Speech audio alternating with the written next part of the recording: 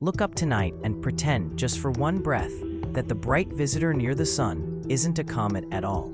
Pretend it's a lens, cold, flawless, older than our language, tilted perfectly toward us. That's 3i Atlas, not rock, not ice, but a machine of reflection, a giant cosmic mirror aimed at Earth like a camera that never blinks. The glow we admire? That isn't dust. It's the glare of our own emissions sliding across a surface polished by something that understood light better than we understand breathing. We keep pointing our telescopes to watch it, but the unsettling truth crashing through the control rooms is this: the thing pointing back is watching us. Engineers whisper about the albedo, the measure of reflectivity, coming in too high, too clean, like polished metal under a surgeon's lamp. No comet throws back light in sheets. They scatter it, smear it, break it. Atlas sends it home. In a lab in Munich, a spectrograph series circulated under the table shows razor-thin spikes where there should be fuzz. The kind you'd get if a surface were flat at scales nature never bothers to achieve. A fictional analyst, Dr. Lyra Chen from the Meridian Observatory, wrote a line that leaked and won't die. Either our instrumentation is lying, or something up there was finished by hands. You can dismiss the quote, but the graphs don't laugh. They just stand there, thin and sharp like a secret. Picture how a mirror behaves in space. It doesn't just reflect sunlight, it reflects intent. Every shout from a radio tower, every whisper from a satellite, every heartbeat of Wi-Fi surfing out of our cities rides the same ocean of photons. Hit a mirror with that tide, and you don't get soup back. You get a picture. A perfect alien sensor doesn't need to crack our encryption. It only needs to catch the way we glow. Atlas is parked on a geometry that makes sense for surveillance, grazing the ecliptic, tasting the thickest traffic of transmissions and starlight at once. The alignment looks casual to the public and painfully deliberate to anyone who's ever pointed a dish at the sky. We told ourselves the first interstellar objects were accidents, drifters, nothing to do with us. But this one behaves like a collector's piece placed exactly where it belongs, between our curiosity and our privacy. If you've ever stood in a department store and realized the black dome in the ceiling isn't a light, but an eye, then you understand the emotion crawling through observatories tonight. Awareness changes posture. Everyone becomes careful, slower, rehearsed. The internet doesn't know how to be careful, so the internet is loud. Still, under the noise, something else is happening. People are turning off their webcams without knowing why. There's an ancient reflex in the spine that says when the forest goes quiet, something is watching. Out in Chile, a telescope cooling unit hums while an image sharpens on a bank of screens. Atlas's coma with edges too disciplined, angles where there should be blur. In Sardinia, a ham radio operator claims the static on his set snapped into focus for half a second, as if a mirror found the right angle and sent his own voice back at him, delayed by a heartbeat. In Colorado, a graduate student runs a simulation no one asked for. If a reflective body with kilometer-scale flat facets skimmed the inner system, how much of Earth's radio skin would it capture and redirect? The answer prints out, dull and heavy, enough. You don't need lasers to read a civilization. You can eavesdrop with reflected sunlight. Film is just light arranged into memory, and we emit more of it every year. Cities blooming in infrared, data centers exhaling heat maps, stadiums roaring microwave. Atlas sits where it can convert that chaos into signal, a crisp replay humming outward along a path calculated in a place we'll never see. The thought is obscene and addicting. Right now, somewhere, someone could be watching a delayed echo of our lives composed entirely of light we gave away for free. There is a word for this, and it isn't coincidence. It is composition. Mirrors compose.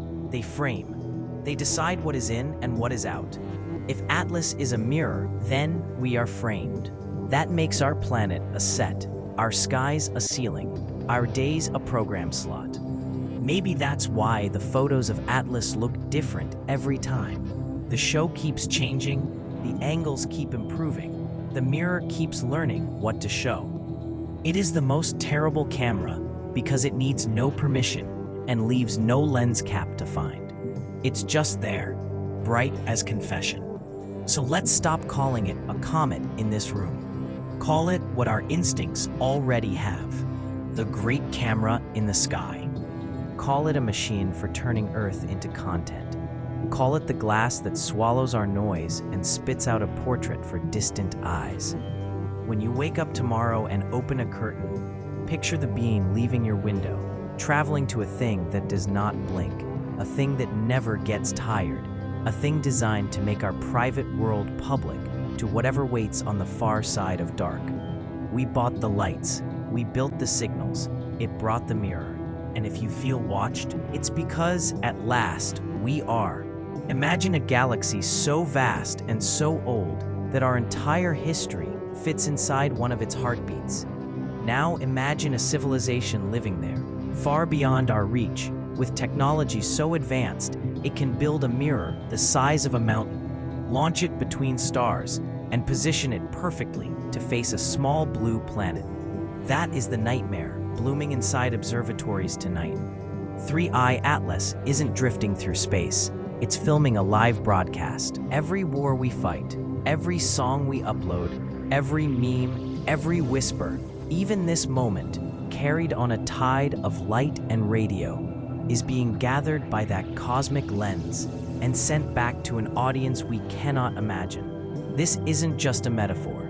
In the last months, strange statistical echoes have been spotted in deep space background noise, too regular to be random, spaced as if punctuated by commercials. Amateur astronomers and fringe physicists are calling it the cosmic feed. In London, a former communications engineer claims he matched the noise pattern to highlights of a World Cup match from 3 years ago. In Sao Paulo, a hacker collective says they found their own leaked chat logs embedded in a faint carrier wave coming from the direction of Atlas. The theory, spreading like wildfire, is that we are the content, and someone out there is tuning in. It's not even a new idea. Ancient myths spoke of the watchers in the sky, gods who peered down from shimmering disks. A Sumerian tablet describes the mirrored visitor who recorded the deeds of men and carried them to the far stars. Historians wrote it off as poetic metaphor, but the resemblance is unnerving now. If such myths came from a previous pass of a similar object, maybe our ancestors were already being filmed, their lives the pilot episode of a show that never ended. We are just season 2, and what a show it would be. Imagine the feeds, cities glowing like circuits at night, our songs turning into auroras of sound, our wars into fireworks from orbit. Every triumph, every collapse, each new invention, flashing across the screen of a civilization that long ago grew bored with its own dramas. When your telescope sees a comet's tail, theirs sees a signal tower. Where we see a rock, they see a broadcast rig tuned to Earth's frequencies. There are rumors, whispers in the dark corners of forums, that the audience isn't passive, that they've been nudging our plot lines with quiet hands, sparks of inspiration, sudden disasters, unexplained coincidences, like writers tinkering with a script. The aliens don't invade, one viral post said. They subscribe. Another, with 1 million views in 2 days, simply asked, when the ratings drop, what happens to the show? This fear changes everything. People are beginning to act differently under the imagined gaze. Couples cancel weddings in live-streamed ceremonies, calling them performances for the watchers. Protesters wear mirrored masks to return the look. Entire chat groups go dark, convinced that silence will starve the feed. But silence is also content. Atlas doesn't blink, and the audience never has to stop watching. For the first time in our species' memory, we are not looking up to see what's coming.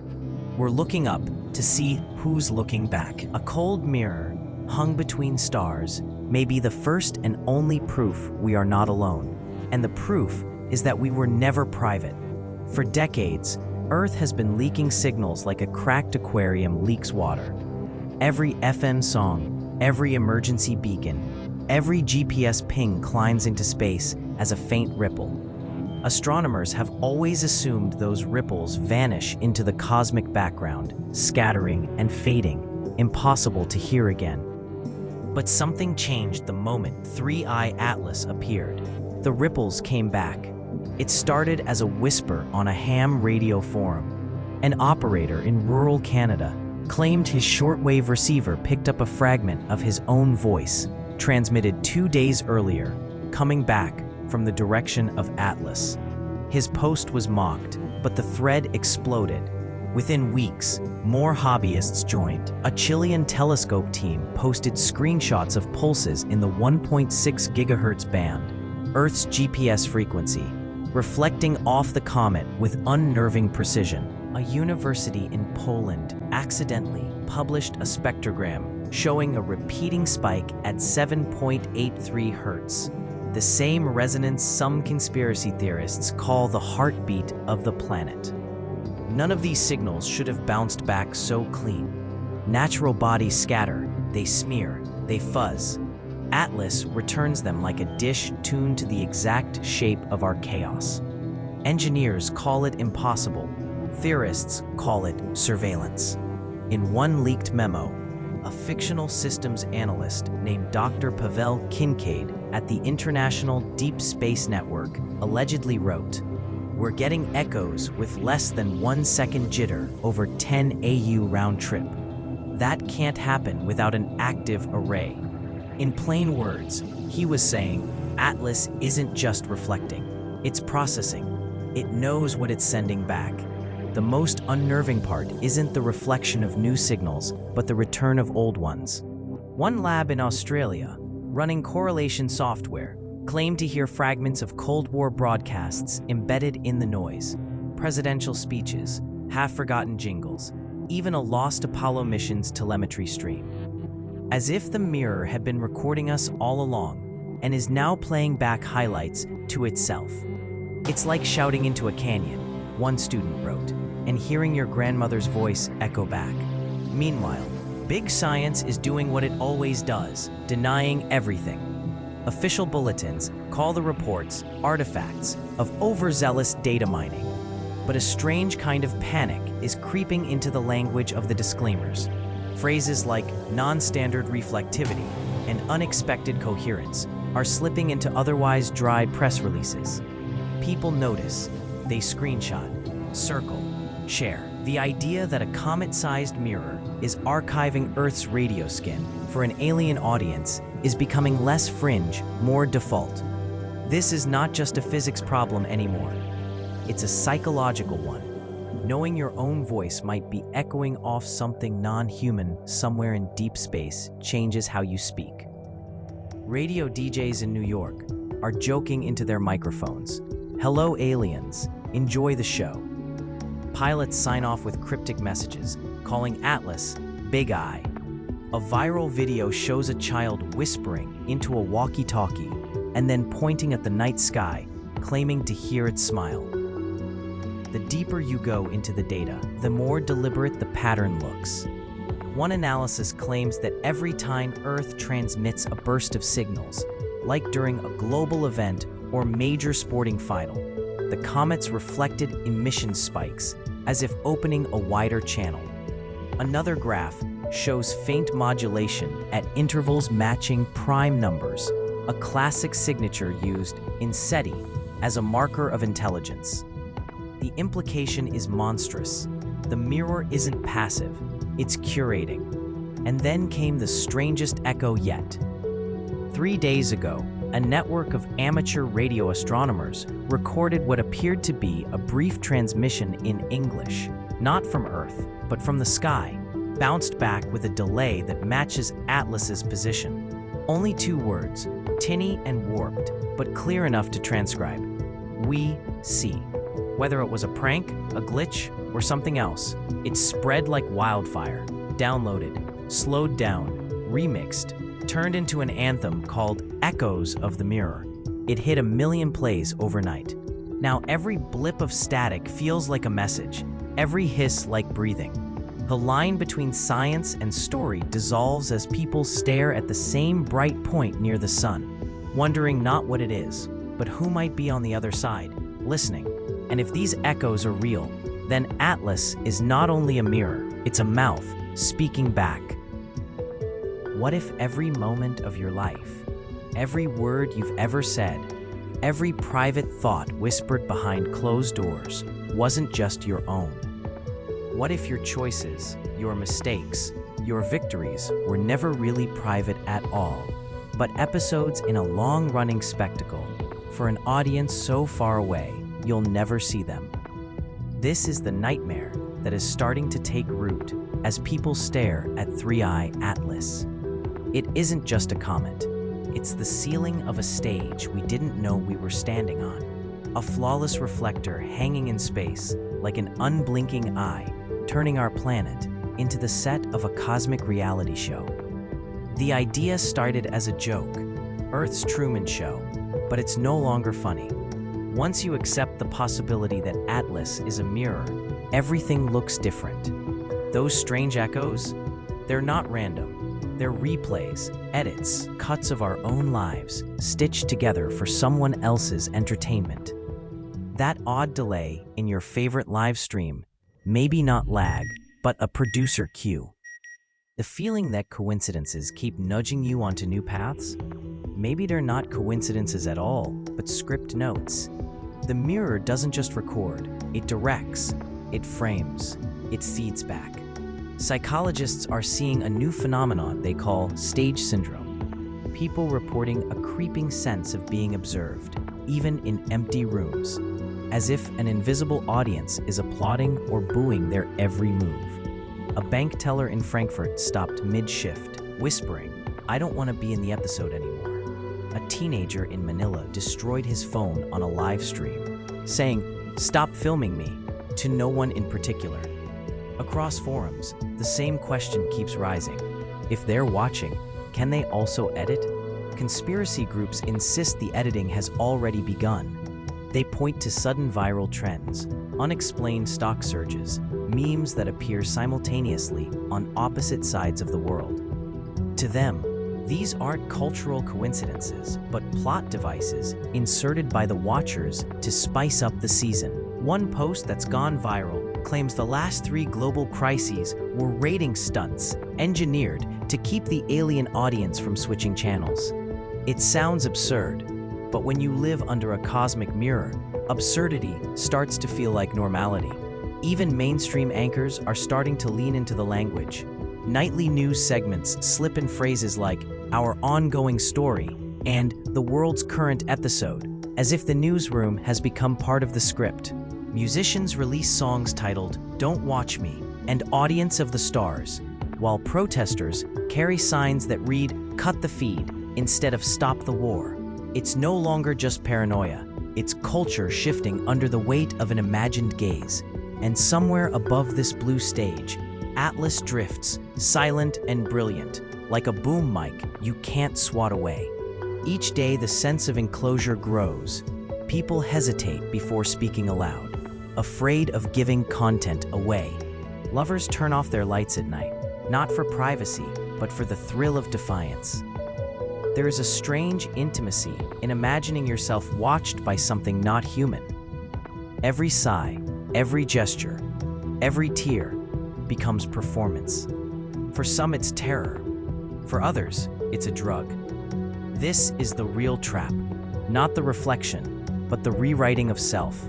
If Atlas is truly a mirror for an alien audience, then it's not just collecting our images, it's shaping our behavior.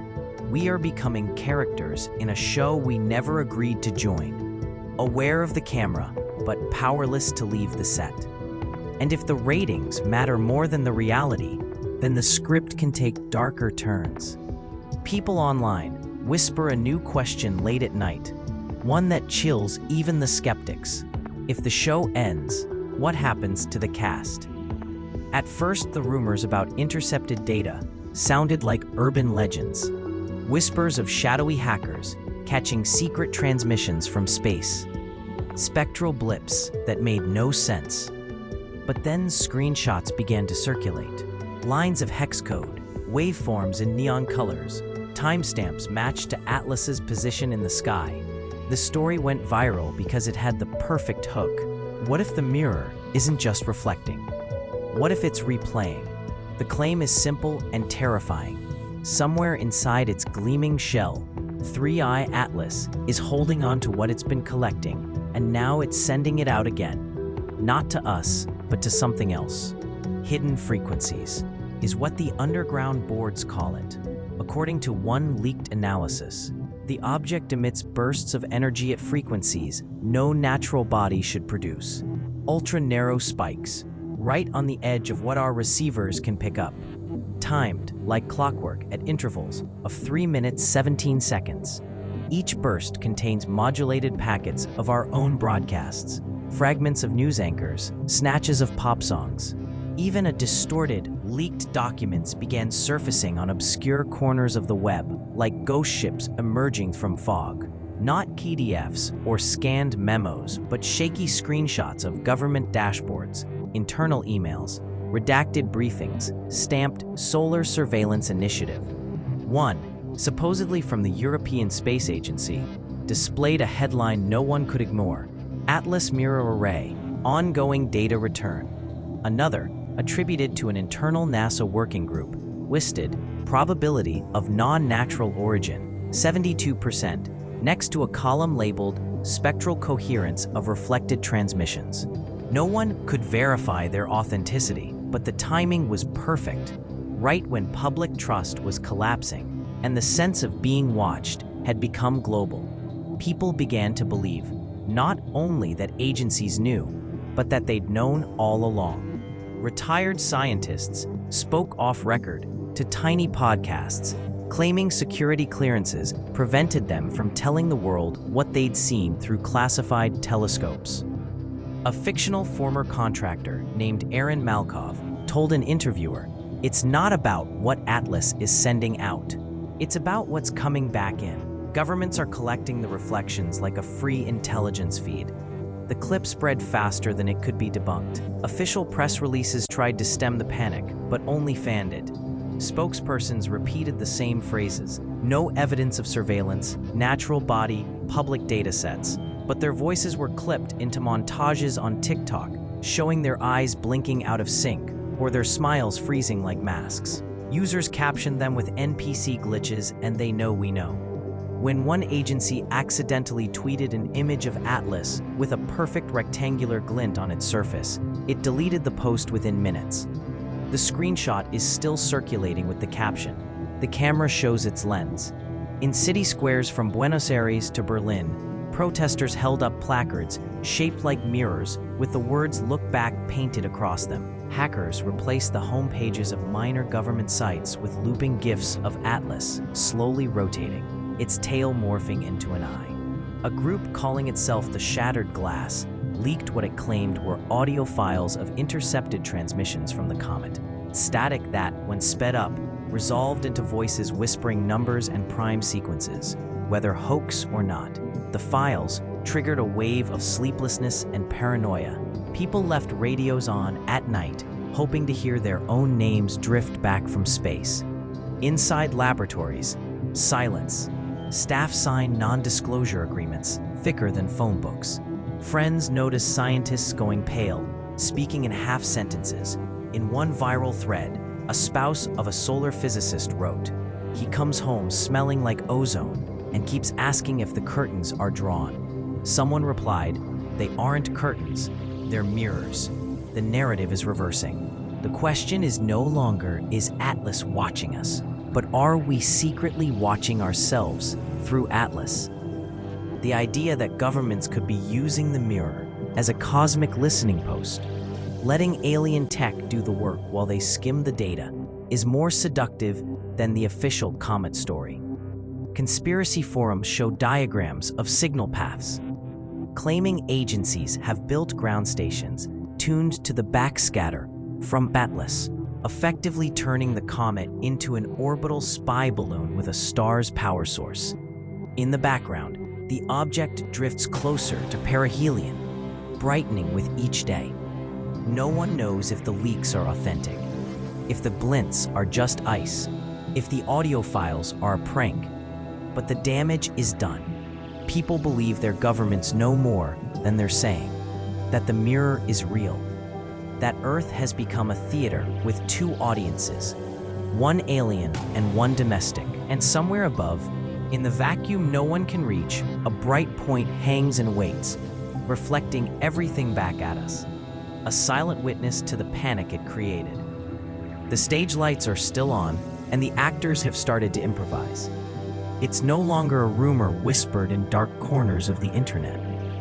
It's a feeling that has seeped into the collective skin of humanity. The creeping truth is not that a comet has appeared, or even that it might be artificial, but that we are living under a gaze. Every headline, every broadcast, every post feels like an offering to an unseen spectator. Atlas is no longer an it in the minds of millions.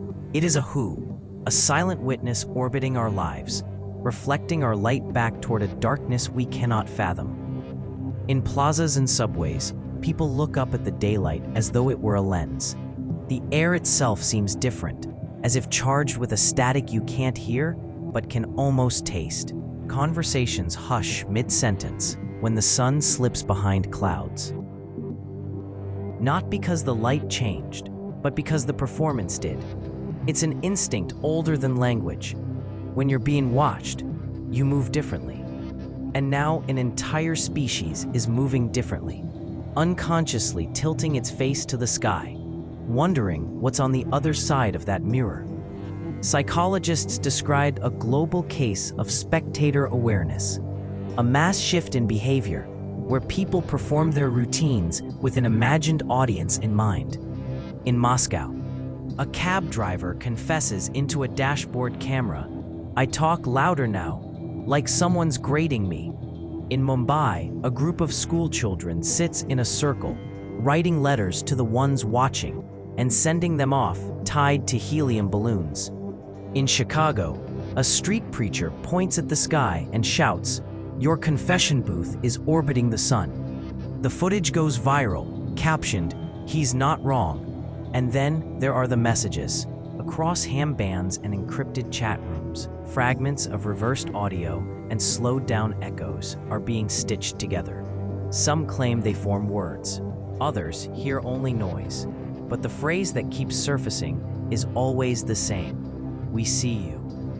Whether it's a hoax or not, no longer matters. People are acting as though it's real. News anchors pause before signing off, as if acknowledging a hidden camera. Athletes glance upward before taking a shot. Musicians start concerts with a greeting to the distant crowd. The governments remain silent or dismissive, but silence is a kind of confession. The leaked files, the mirrored memes, the rumors of classified telescopes all converge into one narrative. We built the lights, we filled the air with signal, and something came to catch it. Now it's here, floating like a crystal eye above the sun, too far to touch, too close to ignore. And for the first time since we began to broadcast, we're seeing our own reflection not on a screen, but hanging in the sky. This is the moment when the world understands that the telescope has flipped.